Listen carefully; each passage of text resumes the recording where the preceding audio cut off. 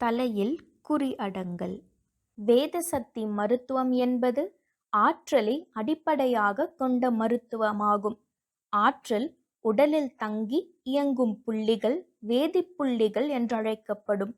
வேதிப்புள்ளிகள் அதன் தனித்த இயக்கத்திற்கேற்ப வர்மம், காலம், கொல்லி, முடிச்சு என வேறுபடுத்தி அழைக்கப்படும்.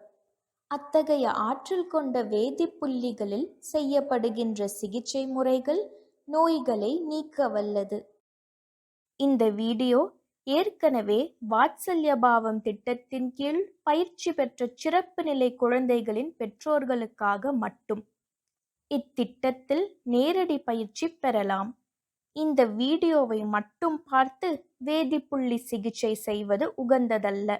நேரடி பயிற்சி இல்லாமல் இந்த வீடியோவை மட்டும் பார்த்து குழந்தைகளுக்கு வேதிப்புள்ளி சிகிச்சை கொடுக்கக்கூடாது.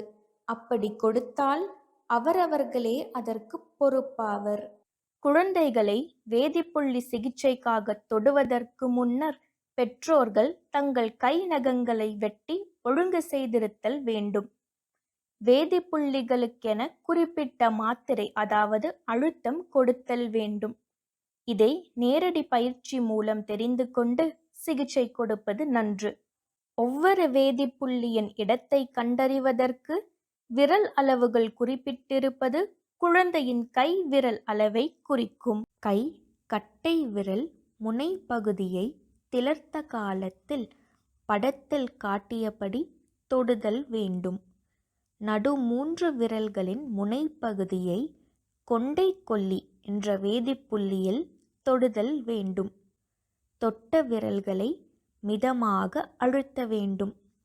கொண்டை கொல்லியில் உள்ள நடு 3 விரல்களையும் மிதமாக அழுத்திய நிலையில் நெற்றியை நோக்கி அதே இடத்தில் அழுத்தம் கொடுத்தல் வேண்டும். அதேவேளை திளர்த்த காலத்தில் இருக்கும் கட்டை விரலை மேல் நோக்கி உந்த வேண்டும். இந்த செய்முறையை படுத்திருக்கும் குழந்தையின் வலது பக்கம் நின்று நம் வலது கையால் செய்வது நல்லது.